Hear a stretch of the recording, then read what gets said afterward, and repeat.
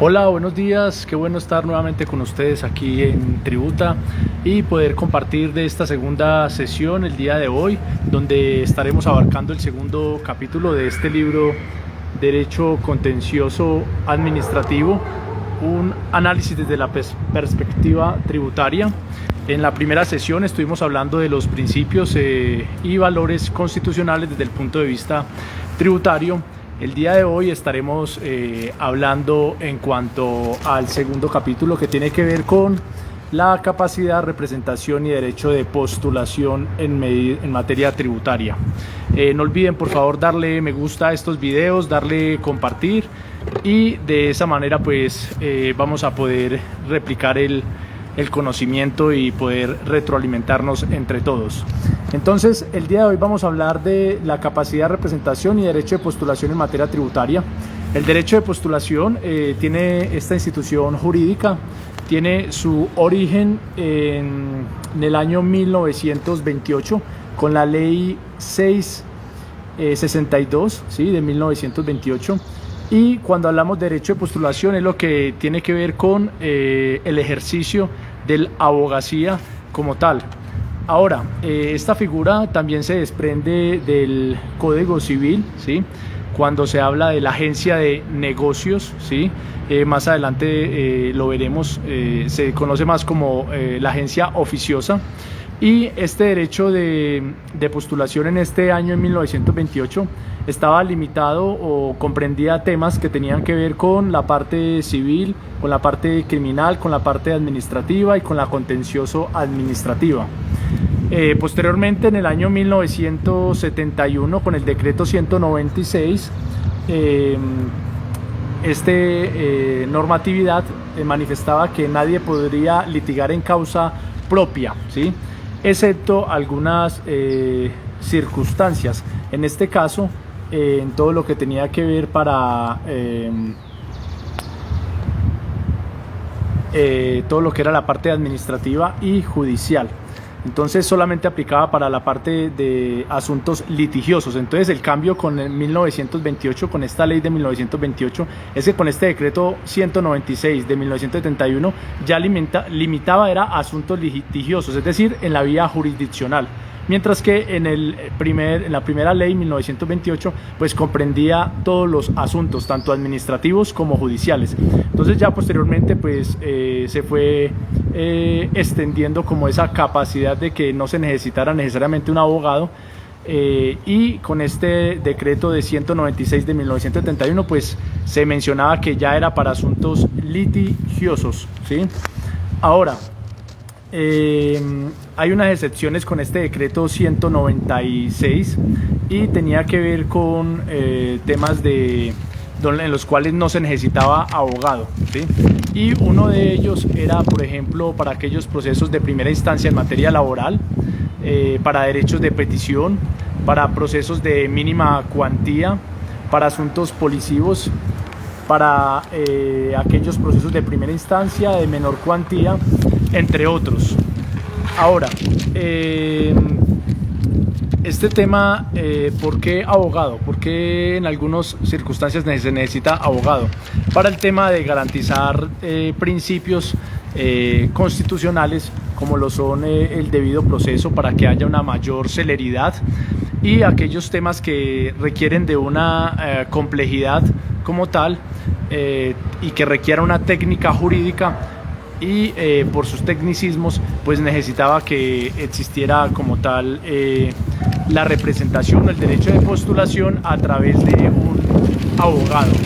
Ahora, algo bien importante, la diferencia de derecho de postulación con capacidad para actuar, ¿sí? La capacidad es un atributo de la persona como tal, ¿sí? Y el derecho de postulación pues tiene que ver, es como usted tiene que ser representado a través de un abogado. Esta capacidad de actuación es un atributo, ¿sí? como tal de las personas, y garantiza una adecuada defensa de las personas y que haya un debido proceso. Es lo que se conoce como la legitimación ad processum. Ahora, retomando el tema del derecho de postulación ante autoridades tributarias, se expide el decreto 1651 de 1961, el cual en su artículo 142 manifestaba que las declaraciones de renta y patrimonio podrían ser presentadas por cualquier persona y no necesariamente tenía que ser abogado, ¿sí? Entonces, este artículo es bien particular porque se refiere a declaraciones de renta y patrimonio. Mire que está especificando qué tipo de declaraciones, las declaraciones de renta. Ahora, posteriormente se expidió el artículo 557 del Estatuto Tributario, en el cual se habla de la agencia oficiosa. Antes del artículo 557, este artículo 142 del decreto 1651 pues manifestaba que se podía presentar las declaraciones de renta y patrimonio por cualquier persona sin necesidad de abogado, bajo algunas circunstancias de ratificación posteriores, ¿sí? Este artículo 142 hablaba, después tuvo como una mala interpretación por parte de la administración tributaria, puesto que con el artículo 557, donde se habla de la agencia oficiosa, allí lo que se menciona es de que en aquellos actos donde alguien acude mediante esta figura, y que es la agencia oficiosa, es cuando un tercero de buena fe va a representar al contribuyente que tiene la obligación impositiva de presentar un impuesto, ¿sí? Y por X o Y circunstancia el contribuyente no puede cumplir con esta obligación, entonces la normatividad permite que la agencia oficiosa, a través de ciertas personas, puedan representar a este contribuyente. Entonces, el artículo 142 del decreto 1961 manifestaba que cualquier persona podía presentar declaraciones de renta y patrimonio. Posteriormente, la administración tributaria manifestaba en procesos donde decía no, solamente se limita a declaraciones de renta, porque contribuyentes presentaban otro tipo de declaraciones, como por ejemplo más adelante el IVA, apoyado en este artículo. Y la administración tributaria pues daba una interpretación exegética de la norma, donde solamente decía, no, es que el decreto solamente dice que para declaraciones de renta. Entonces eso posteriormente fue debatido en la vía jurisdiccional, donde el Consejo de Estado manifestaba que no se puede hacer una interpretación exegética de este artículo, sino que tiene que ser apoyado a través del Código Civil, por vía de doctrina, darle una interpretación, puesto que en el momento en que fue expedido este decreto se mencionaba solamente declaraciones de renta y patrimonio, y por ejemplo no cobijaba declaraciones de IVA, porque evidentemente para esta época no existía las declaraciones, el impuesto a las ventas como tal. Ahora, el artículo 557 habla de la agencia oficiosa y manifiesta que en los casos donde el contribuyente vaya a interponer recursos de reconsideración y vaya a acudir a la parte como tal de estos recursos, pues o respuestas a requerimientos especiales, pues tiene que ser a través de un abogado. Entonces, en los debates judiciales se manifestaba que no es que el artículo 557 del Estatuto Tributario haya derogado o haya reemplazado el artículo 142 del decreto 1961, sino que manifestaba unas calidades específicas para ciertas actuaciones de agencia oficiosa, como interponer recursos de reconsideración y respuestas a requerimientos judiciales cuando fuera a través de la agencia oficiosa, es decir, un tercero que va a cumplir el deber impositivo a nombre del contribuyente. Pero si lo que este agente oficioso iba a realizar o va a realizar tiene que ver con respuestas de interponer recursos de reconsideración y respuestas a requerimientos especiales, pues quien funja como agente oficioso tiene que ser un abogado, pero solo en estas dos circunstancias, ¿sí?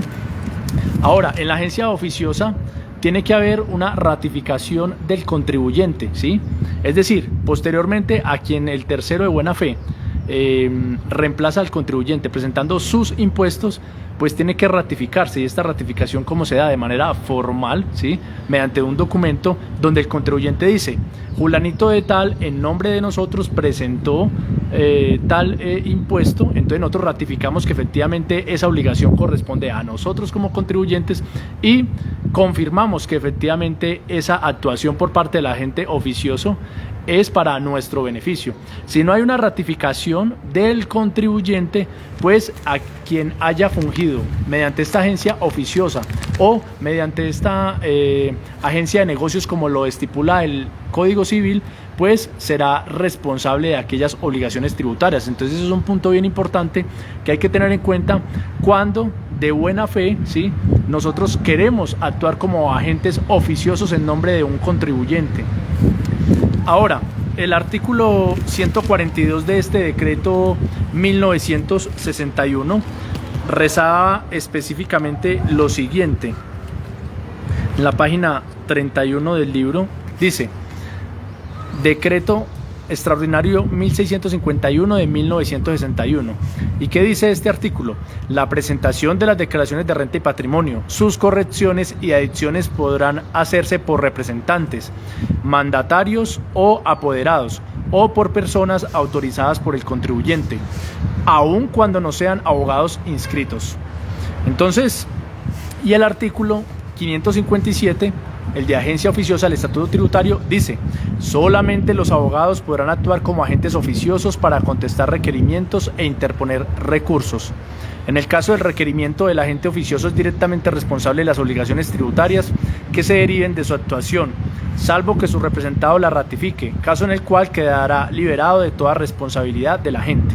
Entonces, la Administración Tributaria en su momento confundía estos dos artículos, el 142 del decreto 1651 de 1961 con el artículo 557 del Estatuto Tributario, y la Administración pretendía que el artículo 557 vino a derogar o a reemplazar al artículo 142 del decreto 1651, y no es así, simplemente regula situaciones diferentes. El primero, el artículo 142, regula en materia de presentación de declaraciones que puede ser presentadas por cualquier persona y no necesita ser abogado, pero igual se necesita esa ratificación posterior, mientras que el artículo 557 ya amplía o ya especifica que en aquellos casos en que alguien funja como agente oficioso, si va a interponer un recurso o va a dar respuesta a un requerimiento especial, pues en esta situación quien funja como agente oficioso sí tiene que tener la calidad de abogado. En ambos casos, tanto el artículo 142 del decreto 1651 como el 557 del Estatuto Tributario, pues requiere una ratificación posterior por parte del contribuyente, so pena de que el agente oficioso pues se haga responsable de aquellas obligaciones tributarias. Ahora, es muy importante en cuanto al tema de los términos, ¿sí? Una sentencia donde se analiza estas dos figuras, ¿sí? La sentencia 8927 de 1998, el Consejo de Estado se debate este tema, ¿sí?, del artículo 142 y el artículo 557. Resulta que en esta situación fáctica de esta época, 1998, en esta sentencia, un contribuyente pues tuvo una enfermedad cerebral, ¿sí?, la cual le impidió presentar sus obligaciones bimestrales en cuanto a IVA, ¿sí? Estamos hablando de 1998.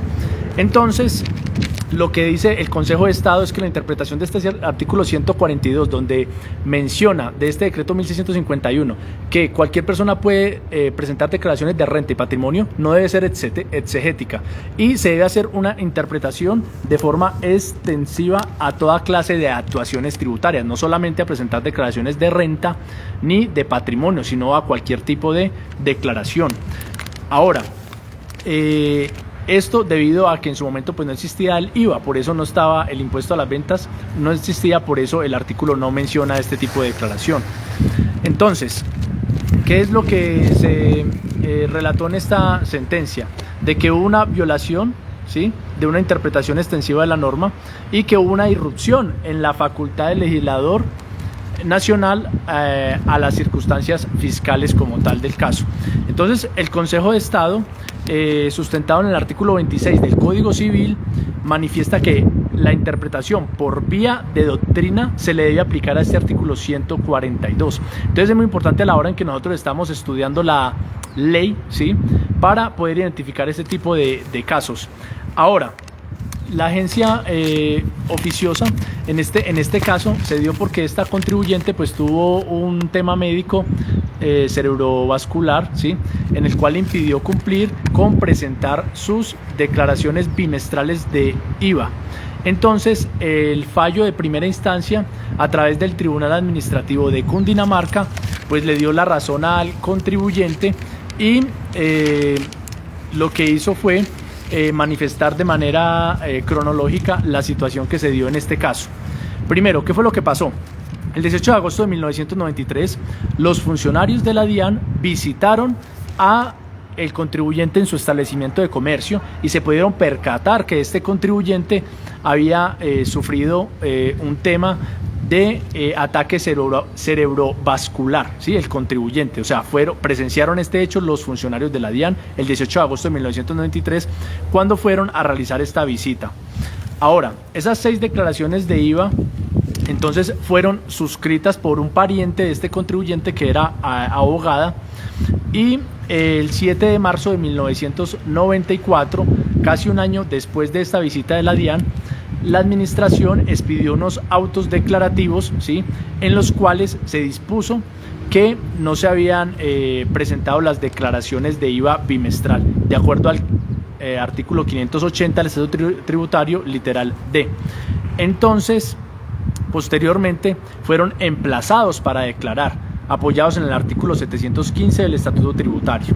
Y recordemos que una vez se ha sido emplazado por parte de la Administración Tributaria, pues hay unas sanciones que se deben tener en cuenta. Entonces, el 31 de enero de 1995, después de esto, falleció el contribuyente y no hubo tiempo para que se pudiera llevar a cabo lo que en su momento se conocía como proceso de interdicción, es decir, para que se le reconociera esta discapacidad fisiológica al contribuyente. Posteriormente, la Administración Tributaria emitió una resolución sanción por no declarar, en la cual se estipulaba que el contribuyente debía computar una sanción del 10% de los ingresos brutos declarados en cada uno de los declaraciones de IVA, y estamos hablando de 6 declaraciones bimestrales de IVA. Entonces, el contribuyente, a través de los recursos respectivos, pues manifestaba y acudía a la agencia oficiosa, apoyada en el artículo 142 del decreto 1651 ya mencionado, y la DIAN, la Administración Tributaria, lo que le decía es: no, qué pena, no le acepto esa agencia oficiosa, porque el artículo 142 primero dice que se pueden presentar declaraciones solamente para renta y patrimonio. Entonces estaba haciendo una interpretación exegética. Y segundo, la Administración Tributaria le estaba diciendo a los familiares del contribuyente que si estaban acudiendo a la agencia oficiosa, entonces tenían que manifestar caso fortuito o fuerza mayor, y el Consejo de Estado más adelante dirá que no siempre en todos los casos se tiene que aplicar el caso fortuito o fuerza mayor para que pueda proceder la agencia oficiosa. Entonces, el contribuyente, los familiares del contribuyente interpusieron los respectivos recursos, y lo que la DIAN, al responder los recursos dentro del año siguiente, le dijo al contribuyente es que solamente los abogados pueden utilizar la figura de agencia oficiosa basado en el artículo 557 del Estatuto Tributario para contestar requerimientos, interponer recursos, cosa que no fue así decidido por el Consejo de Estado, ¿sí? El Consejo de Estado más adelante diría: no señor, no señora administración, el abogado no solamente puede responder o por su función de abogado, solamente está para responder requerimientos especiales o para interponer recursos. Un abogado o un tercero también, basado en el artículo 142, puede representar a un contribuyente mediante esta figura de agencia oficiosa y presentar las declaraciones, y por vía de doctrina pues se amplía que no solamente se entiende por declaraciones de renta, sino que también para cualquier tipo de declaración, y máxime cuando en esta época de expedición del decreto no existía el impuesto a las ventas. Entonces se debe hacer esa interpretación por vía de doctrina. Ahora, lo que hizo posteriormente los familiares de este contribuyente, ¿sí?, es que, y la DIAN manifiesta lo siguiente, y les dice: qué pena, ustedes tuvieron que haber hecho por escritura pública, de acuerdo al artículo 572 de raya 1 del Estatuto Tributario, debieron haberle dado poder general a esta pariente abogada del contribuyente que falleció, porque pues allí menciona la norma que es para apoderados generales, para mandatarios especiales, que no sean abogados, ¿sí? Independientemente de que esta pariente fuera abogado o no, pues debieron haber hecho por escritura pública este tema para que ella pudiera presentar las declaraciones. Entonces, posteriormente, los familiares del contribuyente demandaron a través de lo contencioso administrativo bajo el medio de control de nulidad y restablecimiento del derecho. ¿Y qué se piden mediante este control?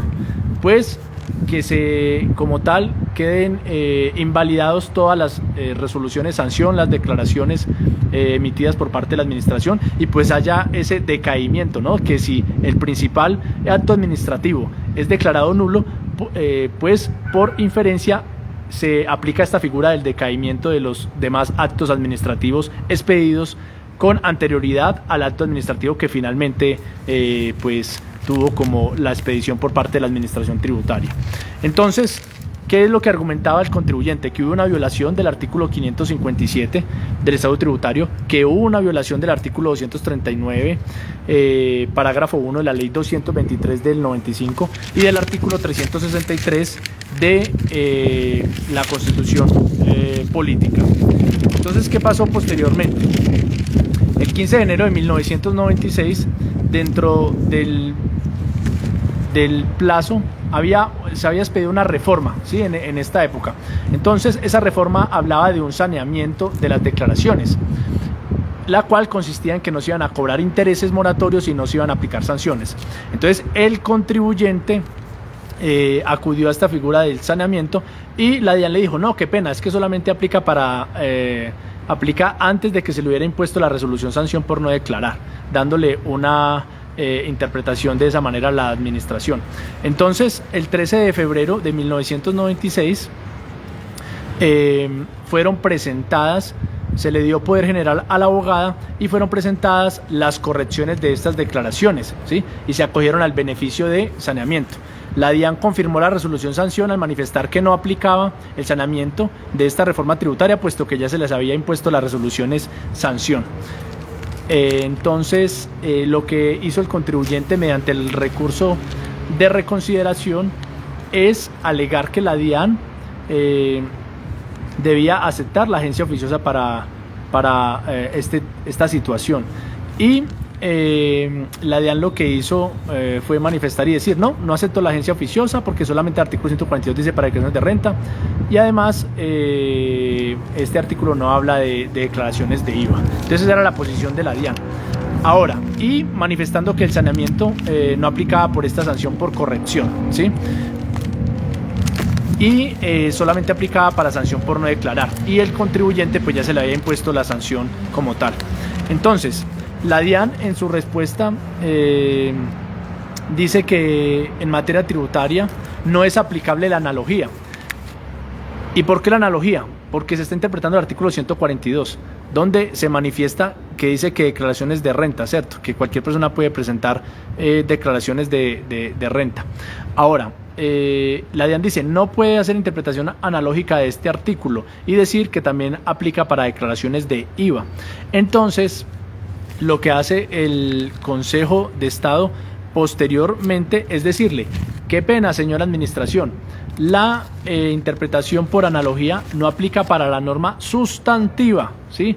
Pero para aquellos artículos que tienen que ver con procedimiento tributario sí aplica la analogía, y el artículo 142 de este decreto pues es un artículo que pertenece al ámbito del procedimiento tributario. Entonces es allí bien importante cuando nosotros debemos diferenciar también cuando los artículos son de la parte sustantiva o son artículos que tienen que ver con procedimiento tributario. Y recordemos que este artículo 142 hablaba de que cualquier contribuyente puede presentar declaraciones de renta. Está hablando de un procedimiento, de una actuación ante la administración tributaria. Y recordemos que una norma sustantiva es la que define como tal un tributo, ¿sí? o manifiesta cuáles son las bases gravables para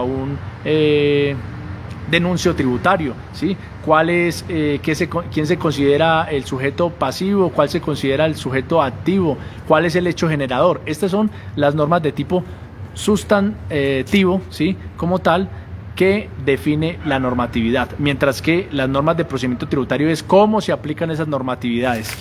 Ahora, bien importante es que la decisión en primera instancia del Tribunal Administrativo de Cundinamarca accede a las pretensiones de el demandante, ¿sí? Y se apoya citando la sentencia, una sentencia de 1996 emanada por el mismo Consejo de Estado, donde manifiesta que la agencia oficiosa también aplica para declaraciones de IVA y para todas las declaraciones, ¿sí? Dándole una interpretación por analogía al artículo 142 del decreto en mención, ¿sí? Que es un artículo de procedimiento tributario y por la cual sí admite la analogía, cosa contraria que no ocurre con la norma sustantiva. Ahora, la DIAN apela a la decisión de primera instancia del Tribunal Administrativo de Cundinamarca y lo que manifiesta la DIAN es que hay una irrupción de las facultades legislativas, o sea, dando a entender que no se puede dar interpretación más allá de lo que el legislador quiso dar a entender en la norma en su momento. Ese fue como el argumento al momento de apelar la decisión de primera instancia de la DIAN, ¿sí? Y los argumentos que esbozó el demandante tienen que ver con que la sentencia C690 de 1996, donde el Consejo de Estado había interpretado el artículo 142 de este decreto y manifestaba que la agencia oficiosa sí aplica para cualquier tipo de declaración, pues este tipo de sentencias de la Corte Constitucional, sentencia C690 de 1996, pues recordemos que tienen efecto erga omnes, es decir, aplica para todo el mundo. Ahora,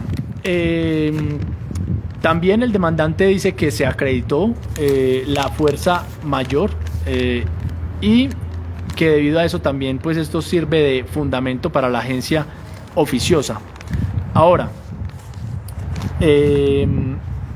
la Procuraduría también estuvo en su consulta dentro de este proceso, estuvo a favor de la parte demandante, ¿sí?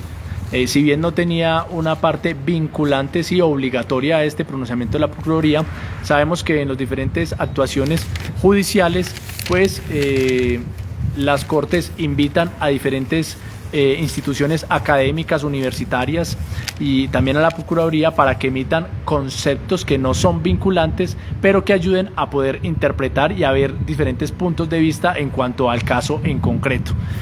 Bueno, más adelante lo que hace el Consejo de Estado en las consideraciones en cuanto a este caso que les he relatado es que reitera que efectivamente el artículo 142 de este decreto aplica para todos los deberes formales y reitera que la sentencia del 5 de diciembre de 1996, donde se manifiesta que el artículo 142 aplica para todas las declaraciones y que se debe dar aplicación al artículo 26 del Código Civil, donde manifiesta que se da una interpretación por vía de doctrina y que se deben analizar las leyes aplicadas a los casos concretos, ¿sí? Ahora, esto haciendo alusión a la interpretación por vía de doctrina y a las reglas de interpretación hermenéutica. Entonces mire que es bien importante también nosotros aprender en cuanto a las reglas de interpretación por vía de doctrina y por vía hermenéutica a la hora de abordar determinadas leyes. No solamente es ir y leer la ley y no diferenciar entre si es una normatividad sustantiva o si es procedimental o cuáles son las reglas de hermenéutica que debemos aplicar a este artículo al caso concreto. Todo eso nos permitiría a nosotros poder defender a un contribuyente en determinada situación. Tal vez para ahora es más sencillo nosotros poder entender esto porque pues están las sentencias, ¿no? Están los ejemplos de las sentencias de la Corte Constitucional, del Consejo de Estado, pero en casos particulares, si nosotros tenemos esas capacidades, pues vamos a poder defender y dar una buena defensa a los contribuyentes. Ahora, ¿qué dijo el Consejo de Estado? Una cosa es la aplicación analógica de la ley por inexistencia de fuente jurídica, y este no era el caso porque sí había una fuente jurídica. ¿Cuál? El artículo 142. Y otra cosa es la interpretación extensiva a la norma. En este caso sí estaba la norma, el artículo 142. Y en estos casos donde el artículo no contempla una generalidad de actuaciones, pues se debe mirar el espíritu de la ley, del artículo, ¿sí? Y de acuerdo a eso se le da la interpretación como tal, ¿sí? Entonces esta solución emerge de la misma normatividad. ¿Y cuál fue la solución en este artículo 142? Que manifestaba que cualquier persona puede presentar declaraciones de renta y de patrimonio en nombre de otro, ¿cierto? Un tercero. Entonces se le da esa interpretación adicional, esa interpretación por vía de doctrina extensiva, y del mismo artículo, pues si alguien puede presentar declaraciones de renta, pues también puede hacerlo en declaraciones de IVA, en declaración de patrimonio y en cualquier otro tipo de declaraciones. Hay que analizar el espíritu de la ley y los principios de justicia y de equidad que hablábamos en la sesión pasada. Finalmente, el Consejo de Estado confirma el fallo de primera instancia y manifiesta que se deben observar los principios constitucionales de equidad y justicia, los cuales son vinculantes y los cuales deben inspirar y dar sentido a las normas legales. Entonces mire que en este tipo de sentencias y en esta segunda sesión vamos viendo la importancia de los principios, de los valores constitucionales y de cómo estos son vinculantes a la hora de poder dar sentido y interpretación de las leyes. En este fallo del Consejo de Estado también manifiesta que se debe dar aplicación al debido proceso y que la fuerza mayor y el caso fortuito hay que analizarlos en cada caso específico, y que solamente en aquellos casos donde el contribuyente manifieste o esboce que fue por fuerza mayor o caso fortuito, pues ahí es donde tiene el contribuyente la carga de la prueba para manifestar cuál fue aquel fuerza mayor o caso fortuito que lo llevó a que fuera presentada la declaración por un tercero conocido como agente oficioso. Si el contribuyente no hace alusión a la fuerza mayor o caso fortuito, pues la administración tributaria no tiene por qué exigirle las pruebas de estas circunstancias. Las conclusiones de esta sentencia: las actuaciones generales formales por parte de los contribuyentes relacionadas con la carga impositiva o la presentación de declaraciones o deberes formales como tal no necesitan abogado, ¿sí? Por regla general. ¿Cuándo se necesita abogado? En el caso de que se va a utilizar la agencia oficiosa, en el caso de presentar recursos y respuestas a requerimientos especiales, ¿sí? En ese caso de agencia oficiosa, si alguien representa al contribuyente, pues sí debe ser un abogado. Que el contribuyente va a hacer esta diligencia mutuo propio, pues no necesita ser abogado para interponer un recurso o para dar respuesta al requerimiento especial.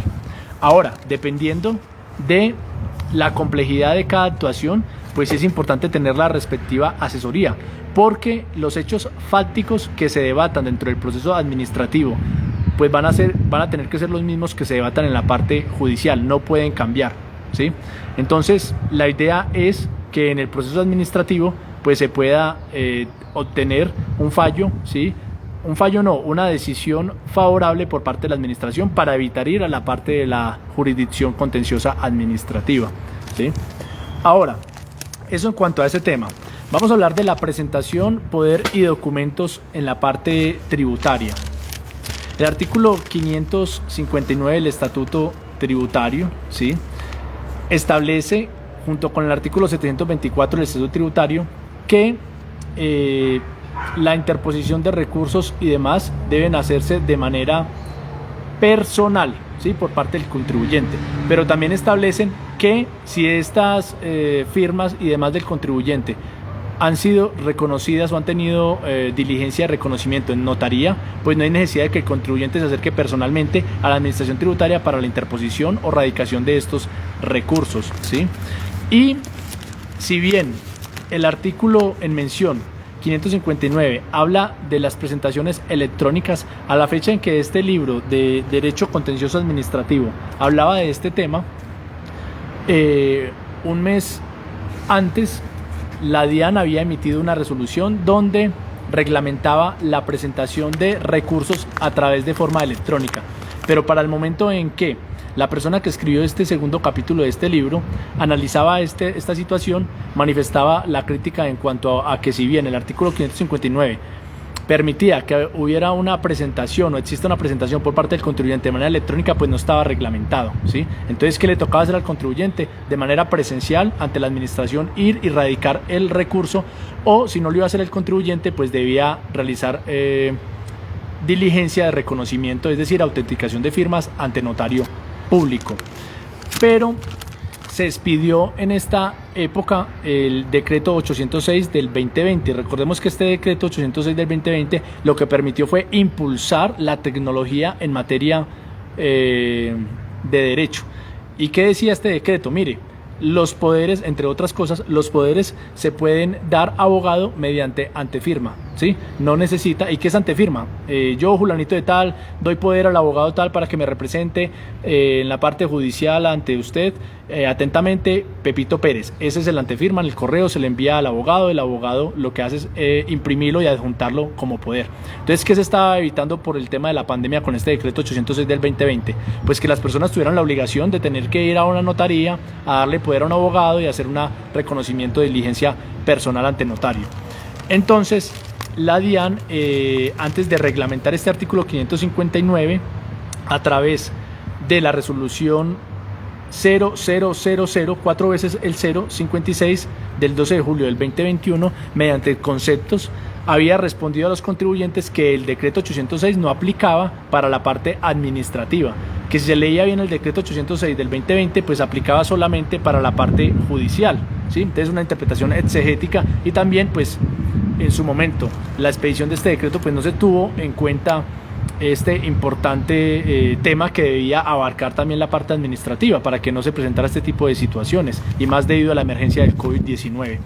Entonces, lo que hizo la DIAN posteriormente fue expedir esta resolución 56 del 12 de julio del 2021, y allí se reglamenta el artículo 559, donde menciona que la interposición de recursos, cómo se debe hacer a través de la parte electrónica, y establece todas las reglas que se deben cumplir, ¿sí? Y hay que tenerlo en cuenta que los medios de presentar estos recursos pues no son a través de PQRS, ¿no? Del usuario del muesca del contribuyente, que de hecho allí aparece una ventanita cuando uno va a radicar una petición, queja o reclamo, dice los tutelas, recursos y otras actuaciones no se hace a través de esta forma, ¿sí? Sino que tiene su portal especial a través de la DIAN, donde se radican estos recursos. Entonces, en esta resolución, ¿qué es lo que dice la DIAN? Que esta presentación electrónica se debe hacer a través del instrumento de firma electrónica, IFE. ¿Y cuál es el instrumento de firma electrónica? Es una combinación de un código electrónico con una clave dinámica. Básicamente, ¿qué es? Cuando un contribuyente adquiere la firma electrónica, que no es más que una segunda clave adicional a la que utiliza el contribuyente para ingresar al muisca de la DIAN, ¿sí? Donde se genera una clave dinámica y uno coloca la clave de la firma electrónica y una clave dinámica, que es una serie de caracteres, unos códigos que uno coloca acompañado con la clave, y firma las declaraciones de renta, por ejemplo, donde se coloca el sellito allí al final de las declaraciones, cualquier tipo de declaración, ¿cierto? Que se hace de manera electrónica. Ahora, estos recursos, de acuerdo al artículo 720 del Estatuto Tributario, en esta resolución se habla de que se debe presentar a través de un formato especial, ¿sí? Y el formato es el 2674. ¿Cuál es el formato mediante el cual se presentan los recursos de reconsideración? A través del formato 2674. Y se hace a través del portal de un camino especial de la DIAN, ¿sí? Ahora, algo bien importante.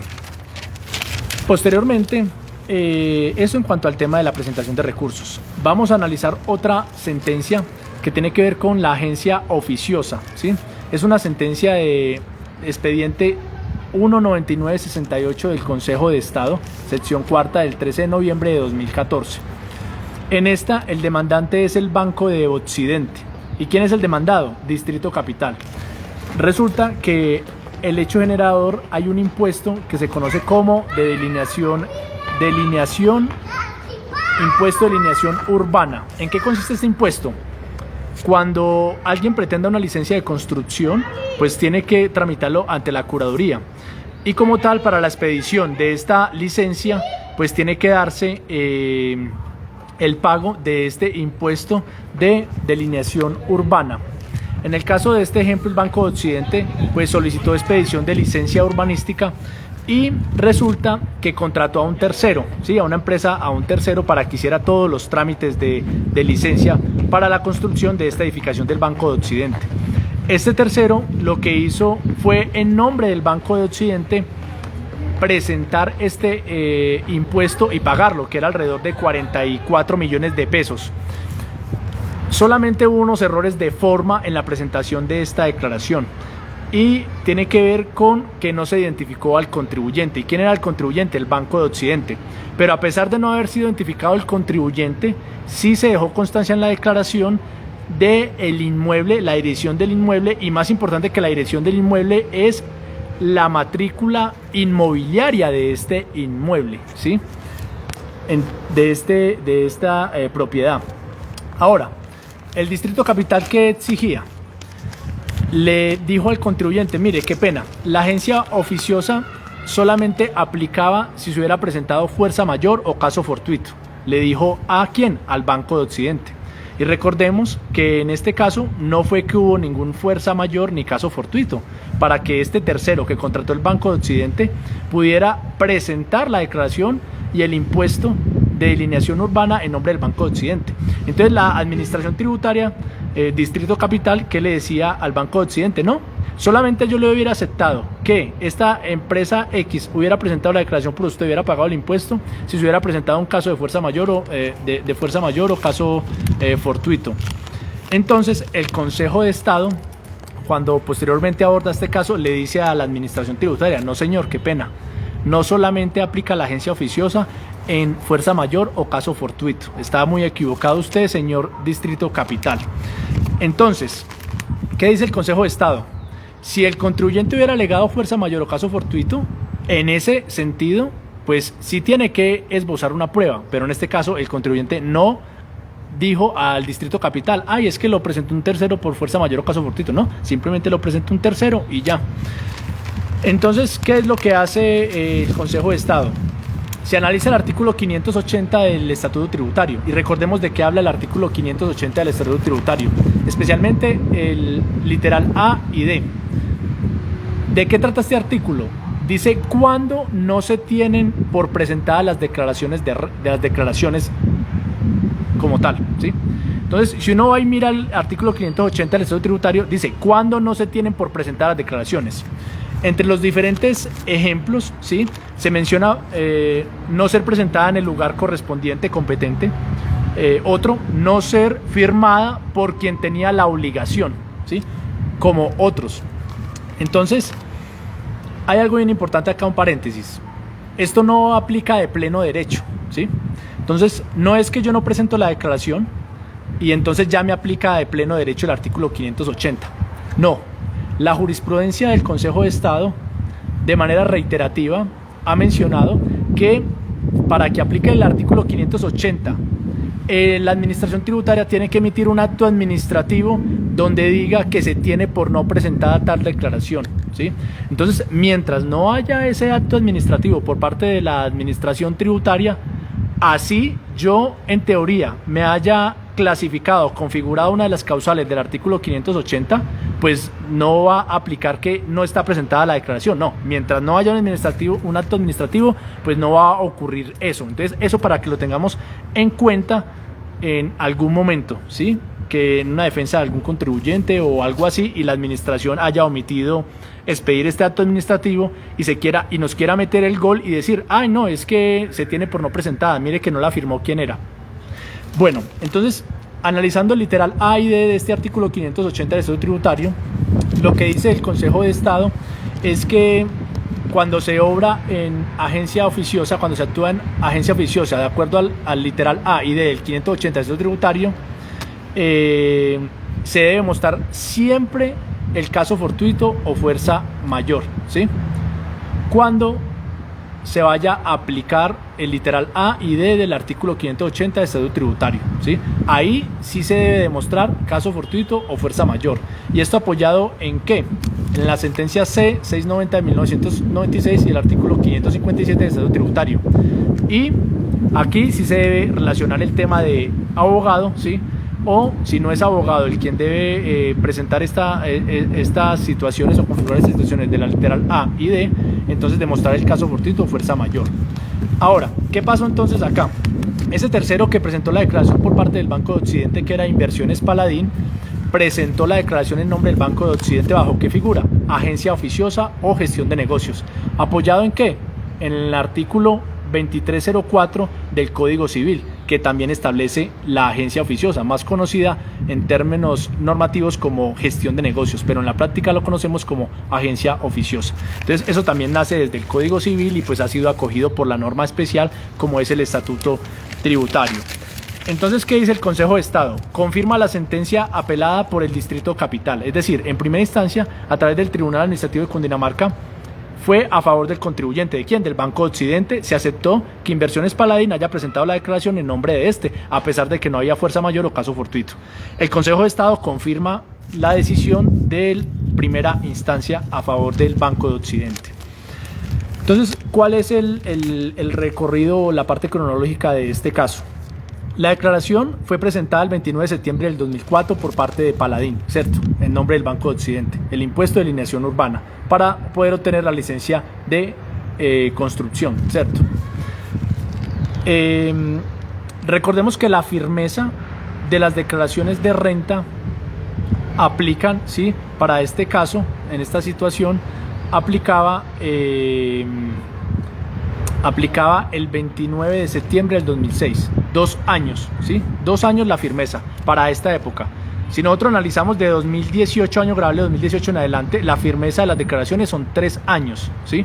¿A partir de qué? Dependiendo de cuándo se haya presentado la declaración, si fue inicial, si fue extemporánea, si hubo una corrección.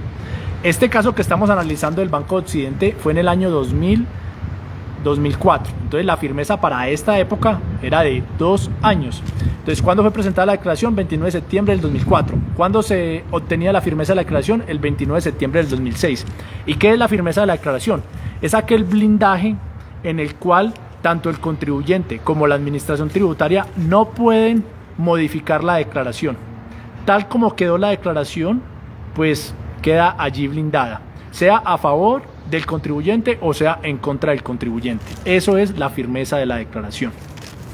Ahora, hubo un requerimiento de información del Distrito Capital el 3 de junio del 2009.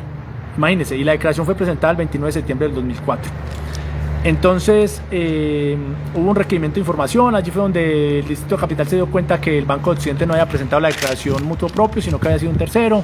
Entonces, lo que hizo posteriormente fue emplazar para declarar al Banco de Occidente. Y ya en esa situación, el Banco de Occidente lo que hizo de una manera muy acertada fue acercarse a una notaría, ¿sí? El 19 de agosto del 2009 junto con Inversiones Paladín y ratificar esa agencia oficiosa, ¿sí? Bien importante ese punto. Donde el Banco de Occidente no hubiera ratificado esta agencia oficiosa, pues ahí se hubiera estado en problema, ¿sí? Porque no hubiera podido tener este beneficio o haber reconocido estos derechos a su favor por parte del Tribunal Administrativo de Cundinamarca, ¿sí?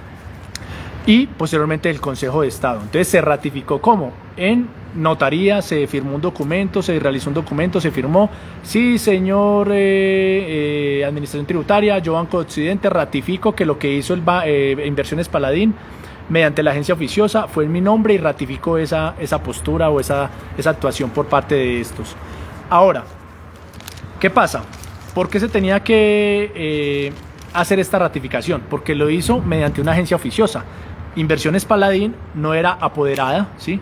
No era mandataria, no era representante legal del Banco de Occidente y no era autorizada por parte del Banco de Occidente. Es decir, en algún momento no fue esto dada estas facultades mediante escritura pública como lo exigía la normatividad, no, simplemente actuó mediante la agencia oficiosa y posteriormente se ratificó esta actuación, que es bien importante.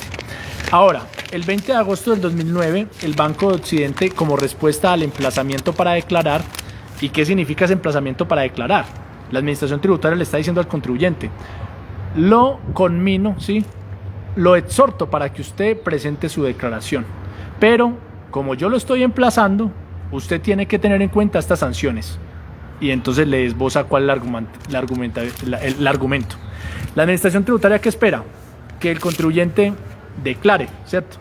Si el contribuyente no lo hace, pues ya ha tomado otras acciones la administración tributaria. Pero el contribuyente no hizo nada. ¿Por qué? Porque dijo, yo ya había presentado esto a través de Inversiones Paladín, a través de la agencia oficiosa, entonces no tengo por qué declarar lo que ya está declarado, lo que ya está presentado y lo que ya está pago. Entonces, el argumento del Banco de Occidente acude al artículo 142 del decreto 1651 de 1961, ¿cierto? Y le dice, este artículo admite la agencia oficiosa. ¿Y qué dice? Este artículo, que cualquier persona puede presentar declaraciones de renta y al patrimonio. ¿Y qué hace el Distrito Capital? Le dice, no señor, ese artículo dice que no, que solamente es para declaraciones de renta y patrimonio. Volvemos al mismo tema de la otra sentencia. La administración tributaria haciendo una interpretación incorrecta de la norma procedimental, ¿sí? Y entonces lo que hace el Distrito Capital, el 3 de septiembre del 2009 es emitir una resolución sanción por no declarar y notifica al contribuyente. Posteriormente, después de esta resolución sanción, se emite la liquidación de aforo, ¿sí? ¿Cuándo aplica la liquidación de aforo y qué es la liquidación de aforo? ¿Y cuál es la diferencia con la liquidación oficial de revisión?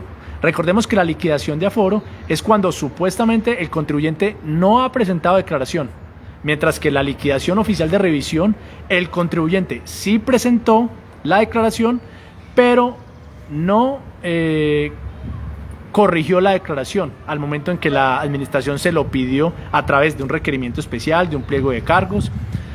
Entonces lo que hace la administración en este caso fue emitir una liquidación de aforo, es decir, yo hago la declaración por usted, señor contribuyente. Esa es la diferencia entre liquidación de aforo y liquidación de revisión. Liquidación de aforo cuando el contribuyente no presentó la declaración. Liquidación oficial de revisión cuando el contribuyente sí presentó la declaración pero no quiso corregirla por la exhortación que le hizo la administración en su momento. Ahora, acá hay algo bien importante. La administración, Distrito Capital, no dejó pasar los 2 meses que tenía el Banco de Occidente para tomar una decisión, ¿sí? Es decir, emitió la liquidación de aforo sin que se permitiera que el contribuyente agotara los 2 meses después de que se le impuso la resolución por sanción. Entonces acá también hay una vulneración por parte del Distrito Capital, una violación al debido proceso como tal del contribuyente. Bueno, posteriormente, ¿qué pasó el 4 de noviembre y 1 de diciembre del 2009? El Banco de Occidente interpone recurso de reconsideración contra la resolución sanción y contra la liquidación de aforo, los cuales sí admiten recurso, ¿sí? Recordemos que la resolución sanción y la liquidación de aforo son actos administrativos que son definitorios, finalistas, ¿sí? Toman decisiones de fondo, mientras que hay actos administrativos que simplemente son de mero trámite y no admiten interponer recurso alguno. Todo este tema nosotros lo entendemos mucho más fácil cuando estamos en una situación práctica en un proceso o cuando es requerido uno de nuestros contribuyentes, pues recordemos que la administración tributaria tiene la obligación de argumentar, de estar bien fundamentada cada una de sus actuaciones. Entonces, el Banco de Occidente interpone el recurso de reconsideración y dentro del año siguiente el Distrito Capital pues resuelve desfavorablemente estos recursos. Entonces, ¿qué hace el Banco de Occidente? Pues nos vamos en demanda mediante el control, medio de control, nulidad y restablecimiento del derecho. ¿Y de qué vamos a pedir la nulidad? La nulidad de la liquidación de aforo y la resolución sanción, ¿cierto?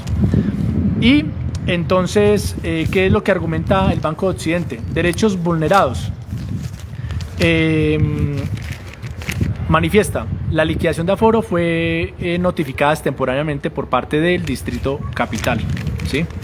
Puesto que el vencimiento para declarar era el 29 de septiembre del 2004 y la fecha de notificación de la liquidación de aforo fue el 2 de octubre del 2009, ¿sí? O sea, más de 5 años, ¿sí?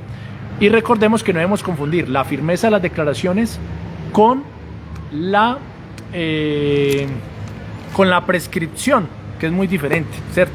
Entonces, la firmeza de las declaraciones es aquel blindaje que se surte en la declaración donde no puede ser modificada la misma, ni por el contribuyente ni por la administración tributaria. Pero hay otra figura que es la prescripción de la deuda, o sea, el tiempo que tiene la administración tributaria para poder cobrar ese impuesto que se dio en la declaración. Entonces, mi declaración puede estar en firme, ¿sí? Pero el hecho de que la declaración esté en firme, es decir, inmodificable tanto para la administración como para el contribuyente, no significa que haya una prescripción de la deuda, ¿cierto? Y esa prescripción se desprende del Código Civil, la prescripción, la extinción de la obligación, el tiempo que tiene la administración tributaria para poder ejecutar y poder realizar actuaciones donde permita que me cobre el impuesto que se dio en la declaración como tal. Entonces, eso para que lo tengamos en cuenta.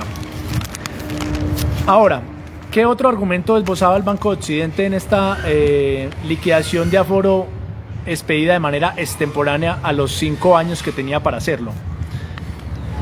No respetó el debido proceso del contribuyente porque expidió la liquidación de aforo. Tras de que lo hizo extemporáneamente, tampoco respetó los 2 meses que tenía el contribuyente para dar respuesta al momento en que fue sancionado, ¿sí? Vulneración del artículo 643, 715, 716, 717 del Estatuto Tributario. Ahora, ¿qué pasó posteriormente? Lo que hace el Consejo de Estado es confirmar la declaración de primera instancia, ¿sí?